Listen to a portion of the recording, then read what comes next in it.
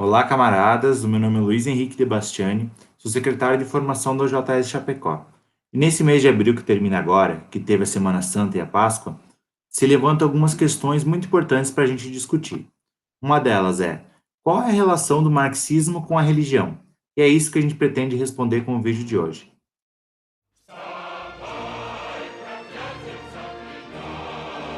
Esse vídeo é baseado no texto Marxismo e Religião, Ópio do Povo, de autoria do professor Michel Levy, que foi publicado em 2007. E a gente precisa começar com uma pergunta-chave. A religião ainda é tal como Marx e Engels a entendiam no século XIX, um baluarte da reação, do obscurantismo e do conservadorismo? Resumidamente, sim, é. Esse ponto de vista ainda se aplica a muitas instituições religiosas, tanto católicas quanto evangélicas, que às vezes não são nada mais nada menos do que uma hábil combinação de manipulações financeiras, lavagem cerebral e às vezes até de anticomunismo fanático, como a gente sabe. Porém, a emergência e o surgimento do cristianismo revolucionário e da teologia da libertação na América Latina e em outras partes do mundo abre um capítulo histórico e eleva novas e excitantes questões que não podem ser respondidas sem uma renovação da análise marxista da religião. Inicialmente, nós marxistas confrontados com esse fenômeno, poderíamos recorrer ao modelo tradicional de interpretação, confrontando os trabalhadores cristãos e camponeses, que poderiam ser considerados como suportes da revolução, com a igreja, considerada como um corpo reacionário e tradicional. Mas o crescente compromisso dos cristãos, inclusive de muitos religiosos e padres, com as lutas populares e a sua massiva inserção nas lutas contra as ditaduras na América Latina, claramente mostram a necessidade de um novo enfoque para essa questão. E é isso que a gente vai tentar responder nesse vídeo. De fato, algo novo aconteceu no cenário religioso da América Latina durante as últimas décadas. Isso tem uma importância histórica a nível mundial. Um setor significativo das igrejas, tanto os fiéis quanto os clérigos, na América Latina, trocou sua posição no campo da luta social, pondo seus recursos materiais e espirituais ao serviço dos pobres e da sua luta por uma nova sociedade. E aí surge outra questão: o marxismo pode nos ajudar a explicar esses eventos inesperados? Bom, existe uma conhecida frase, que seria: a religião é o ópio do povo, que é considerada como a quintessência da concepção marxista do fenômeno religioso pela maioria, tanto dos partidários do marxismo quanto dos oponentes. Mas o quão acertado é esse ponto de vista? Bom, essa expressão aparece na introdução do livro do Marx, A Crítica da Filosofia do Direito de Hegel, esse aqui. Mas uma leitura atenta do parágrafo marxista onde aparece essa frase revela que é mais complexo o que a gente geralmente discute. Embora, obviamente, crítico da religião, o Marx leva em conta o caráter dual e dialético do fenômeno que ela expressa. O texto diz o seguinte: a angústia religiosa é ao mesmo tempo a expressão da dor real e o protesto contra ela. A religião é o suspiro da criatura oprimida, o coração do mundo sem coração, tal como é o espírito de uma situação sem espírito. É o ópio do povo. É isso que Marx fala. De fato, quando Marx escreveu essa passagem, ele era ainda um discípulo do Feuerbach, lá da escola neo-hegeliana. A sua análise da religião era, portanto, pré-marxista, sem referência a classes e também a histórico. Mas tinha uma qualidade dialética muito importante, cobiçava esse caráter contraditório da angústia religiosa. Ambas, uma legitimação das condições existentes, mas também o protesto contra essas. Por outro lado, o Marx se refere tanto nos Grundrisse quanto no Capital ao capitalismo como uma religião da vida diária, apoiado no fetichismo das mercadorias.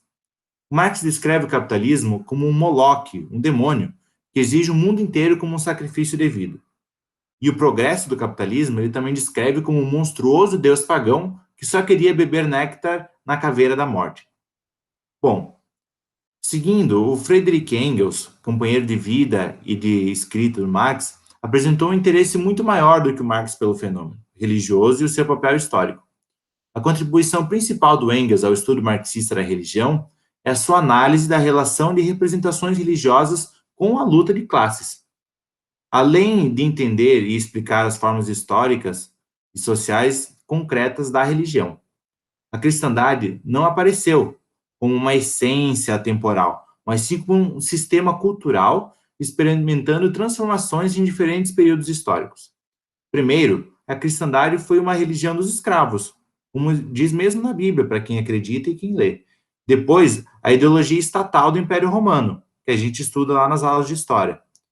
E depois só que ela toma uma vestimenta da hierarquia feudal e finalmente se adapta à sociedade burguesa com a ascensão da modernidade. Assim, a religião aparece como um espaço simbólico, no que se enfrentam forças sociais antagônicas e contraditórias sempre em disputa. Sendo materialista e ateu, e um irreconciliável inimigo da religião, o Engels compreendeu, como o jovem Marx, o caráter dual desse fenômeno, o seu papel na legitimação da ordem existente, mas, além disso, de acordo com das circunstâncias sociais, o seu papel crítico, de protesto e até revolucionário da religião. Em primeiro lugar, ele estava interessado no cristianismo primitivo, o qual ele definia como a religião dos pobres, desterrados, condenados, perseguidos e oprimidos. Os primeiros cristãos provinham dos níveis mais baixos da sociedade, os escravos, homens livres aos quais eles tinham sido negados todos os seus direitos, e os pequenos camponeses prejudicados pelas dívidas. Tão longe foi isso que até marcou um assombroso paralelo entre essa primitiva cristandade e o socialismo moderno. No texto do Engels, ele expõe que, ambos, o cristianismo e o socialismo inicial, esses dois movimentos foram criados pelas massas, e não por líderes e nem profetas. 2. Que os seus membros foram oprimidos, perseguidos e proscritos pelas autoridades dominantes. E 3. Que ambos pregavam por uma iminente libertação e eliminação da miséria e da escravidão. Veja só, são parâmetros interessantes para a gente entender a relação entre o socialismo e a religião. Entretanto, e conforme deixa referência constante nas suas contribuições, a história da cristandade primitiva para o Engels se manifesta através de uma diferença essencial entre os dois movimentos, que seria, os cristãos primitivos escolheram deixar a sua libertação para depois dessa vida, quando que o socialismo localiza sua emancipação no futuro próprio desse mundo. Ou seja, o Engels não podia antecipar a teologia da libertação na América Latina, mas, graças à sua análise do fenômeno religioso, do ponto de vista da luta de classes, ele trouxe à luz o potencial de protesto da religião e abriu caminho para uma nova aproximação da relação entre religião e sociedade. Muitos marxistas, ao longo do tempo, no movimento dos trabalhadores, eram radicalmente hostis à religião, mas eles acreditavam que a batalha dos ateus contra a ideologia religiosa deveria subordinar-se às necessidades concretas da luta de classe, a qual demandava a unidade entre os trabalhadores que acreditam em Deus e aqueles que não acreditam. O próprio Lenin, que seguidamente denunciou a religião como uma névoa mística, insistiu em seu artigo chamado Socialismo e Religião, publicado primeiro em 1905, que o ateísmo não devia ser parte do programa do Partido Comunista, porque a unidade na real luta revolucionária das classes oprimidas por um paraíso na Terra é mais importante que a unidade na opinião proletária sobre um paraíso no céu. Bom, outra contribuição interessante é a da Rosa Luxemburgo, que compartilhou dessa estratégia do Lenin, mas desenvolveu um argumento diferente e original. Embora ela mesma tenha sido uma fervente ateia, em seus escritos, atacou menos a religião como tal do que as políticas e os programas reacionários da Igreja, em nome da sua própria tradição. Em um ensaio escrito em 1905 também, chamado Igreja e Socialismo, a Luxemburgo insistiu que os socialistas modernos são mais leais aos princípios originais da cristandade do que o clero conservador da Igreja. Desde que os socialistas lutam por uma ordem social de igualdade, liberdade e fraternidade, os padres, se honestamente queriam implementar na vida da humanidade esses princípios cristãos de ame o próximo como a ti mesmo, deveriam dar boas-vindas ao movimento socialista. Quando o clero apoia o rico e aqueles que exploram e oprimem o pobre, estão em contradição explícita com os ensinamentos cristãos. Servem não a Cristo, mas sim ao bezerro de ouro. Os primeiros apóstolos da cristandade eram comunistas apaixonados. Hoje, esta causa é levada adiante pelo movimento socialista, que aproxima o evangelho da fraternidade e a igualdade do pobre e chama as pessoas a estabelecer na terra o reino da liberdade e do amor ao próximo. Essas são palavras da Rosa Luxemburgo, lá em 1905. Então, em lugar de levantar uma batalha filosófica em nome do materialismo, a Rosa Luxemburgo tentou resgatar a dimensão social da tradição cristã para o movimento dos trabalhadores.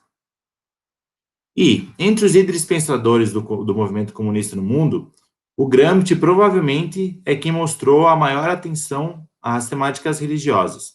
E é um dos primeiros marxistas que tentou entender o papel contemporâneo da igreja e o peso da cultura religiosa entre as massas populares. Em seus escritos de juventude, o Gramsci mostra simpatia pelas formas progressistas da religiosidade. Seus escritos mais importantes sobre religião se encontram nos Cadernos do Cárcere, em que ele diz: a religião é a utopia mais gigante, a mais metafísica que a história jamais conheceu, desde que é a tentativa mais grandiosa de reconciliar em forma mitológica as reais contradições da vida histórica. Afirma, de fato, que o gênero humano tem a mesma natureza que o homem, como criado por Deus e filho de Deus, e é, portanto, irmão dos outros homens, igual a outros e livre entre e como os outros homens. Mas também afirma que tudo isso não pertence a esse mundo, mas sim a um outro mundo, a utopia. Dessa forma, as ideias de igualdade, fraternidade e liberdade entre os homens estiveram sempre presentes em cada ação radical da multidão, de uma ou de outra maneira, sob formas e ideologias particulares. Esse é um texto de Gramsci. Outro marxista importante que traz luz a essa discussão é o Ernst Bloch, que foi o primeiro autor marxista que trocou radicalmente a estrutura teórica de interpretação da religião, sem abandonar a perspectiva marxista revolucionária. De forma similar a Engels, o Bloch distinguiu as duas correntes sociais opostas. Por um lado, a religião teocrática das igrejas oficiais, que é o ópio dos povos, como um aparelho mistificador a serviço dos capitalistas. E, por outro lado, a secreta, subversiva e herética religião com bases populares. Bloch afirma, como o jovem Marx da famosa frase de 1844 de que a religião é o ópio do povo, o caráter dual do fenômeno religioso, o seu aspecto opressivo e o seu potencial para a sublevação. O primeiro requer do uso daquilo que ele denomina de a corrente fria do marxismo, a implacável análise materialista das ideologias, dos ídolos e das idolatrias. O segundo, entretanto, necessita da corrente quente do marxismo, aquela que ambiciona resgatar o excedente cultural utópico da religião, a sua força crítica e antecipadora. Além de qualquer diálogo, Bloch sonhou com uma autêntica união entre cristandade e revolução. Outra obra importante também é a do Lucien Goldman, que é outra tentativa de abrir o caminho para a renovação do estudo marxista da religião. Embora de uma inspiração muito distinta da de Bloch, ele também estava interessado no valor moral e humano da tradição religiosa. A parte mais surpreendente e original do trabalho é, entretanto, a tentativa de comparar, sem assimilar um ao outro, a crença religiosa e a crença marxista. Ou seja, ambas têm em comum o rechaço do puro individualismo e a crença em valores coletivos, Deus para a religião e a comunidade humana para o socialismo. Em ambos os casos, a crença está apoiada em uma aposta, a aposta religiosa na existência de Deus e a marxista na libertação e emancipação da humanidade. Sem pretender de maneira nenhuma cristianizar o marxismo, o Lucien Goldman introduziu, graças ao conceito de crença, uma nova maneira de ver a relação conflitiva entre a convicção religiosa e o ateísmo marxista. A ideia de que existe um campo comum entre o espírito revolucionário e a religião também foi sugerida pelo peruano José Carlos Mariátegui, que é um dos marxistas latino-americanos mais originais e criativos. No ensaio O Homem e o Mito, de 1925, ele propôs uma visão heterodoxa dos valores revolucionários. Os burgueses intelectuais ocupam seu tempo em uma crítica racionalista do método, da teoria e da técnica revolucionária, que, mal entendido, a força dos revolucionários não está baseada em sua ciência, mas sim em sua crença, na sua paixão e no seu desejo. É uma força religiosa, mística e espiritual, é a força do mito. A emoção revolucionária é uma emoção religiosa. As motivações religiosas se mudaram do céu para a terra, não mais divinas, mas sim humanas e sociais. Isso é um trecho do texto de Mariátegui.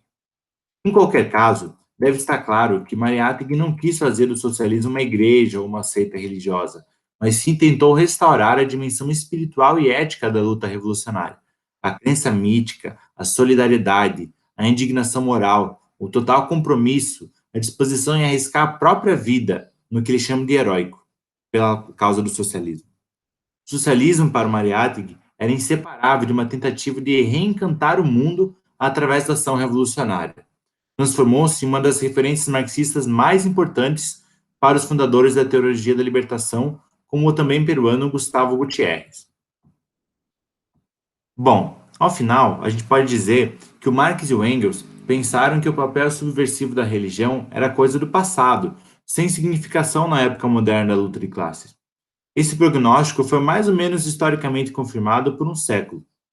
Mas, para entender o que foi acontecendo nos últimos 60 anos na América Latina, e em menor extensão também em outros continentes, ao redor da temática da teologia da libertação, nós precisamos integrar a nossa análise às colocações do Bock e do Goldman sobre o potencial utópico da tradição judaico-cristã.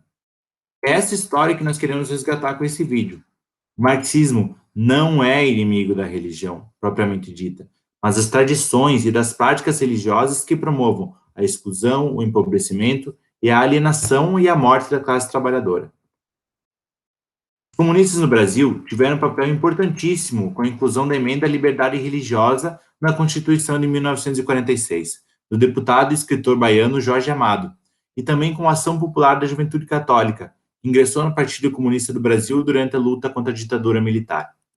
Além disso, muitos outros religiosos colaboraram ao longo da história brasileira na luta pela emancipação e contra a opressão da classe trabalhadora, como o Dom Walter Câmara, o Dom Paulo Evaristo Arnes, o Dom Pedro Casaldáliga, e mais recentemente com figuras conhecidas da internet, como o padre Júlio Lancelotti e o pastor Henrique Vieira, sem falar do papel das religiões de matriz afro na resistência e na emancipação do povo negro brasileiro.